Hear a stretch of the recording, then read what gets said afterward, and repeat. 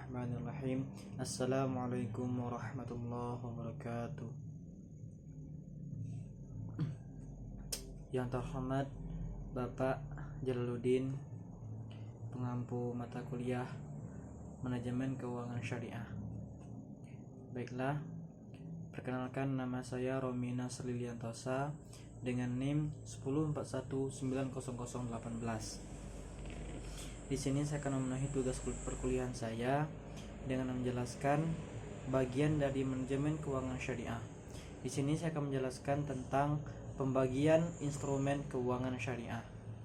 Di samping adanya instrumen-instrumen keuangan syariah utamanya, maka perkembangan ke depan perlu pemikiran lebih jauh adanya instrumen-instrumen keuangan lainnya sebagai bahan kajian dalam hukum Islam, yaitu yang pertama, di dalam instrumen pengembangan uang keuangan syariah ada option, future contracts, atau selanjutnya forwards, faucets, terus interest rate cap.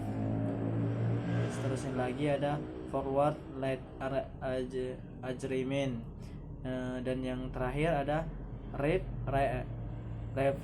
rate. Berikut ini adalah beberapa sekuritas yang diperolehkan atau dengan catatan sebagai berikut. Yang pertama ada saham atau ekuitas atau SARES. Investasi pada saham sudah seharusnya menjadi referensi bagi para investor muslim, yaitu untuk menggantikan investasi pada interest yielding bonds atau sertifikat deposito. Walaupun jika kemudian dinyatakan oleh fikih klasik bahwa equity tidak bisa dipersamakan dengan instrumen keuangan Islami seperti kontrak mudharabah dan musyarakah. Di dalam pasar sekunder Islami diperbolehkan jual beli saham sesuai dengan harga pasar, memungkinkan terjadinya jual beli saham di bursa efek sebagai pasar sekunder. Pasar modal adalah sarana untuk proses alokasi modal. Selain itu, pasar modal juga berfungsi sebagai penilaian kontinu terhadap nilai sebuah perusahaan.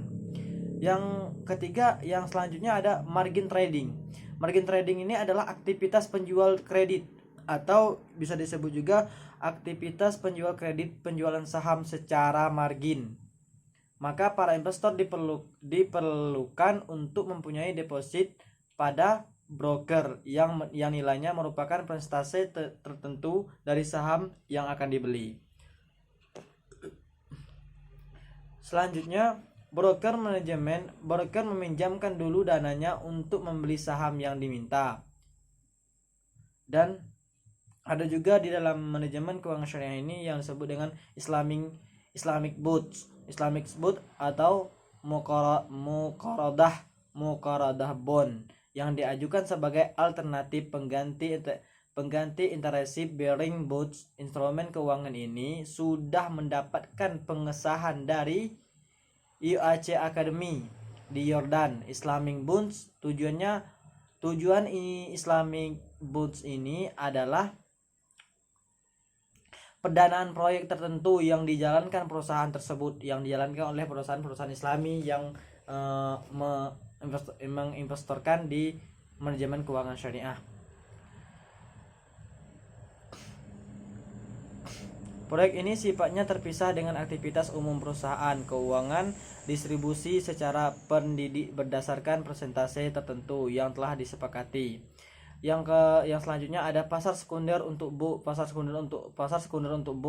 Perdagangan obligasi di pasar sekunder mengemukakan tujuannya hampir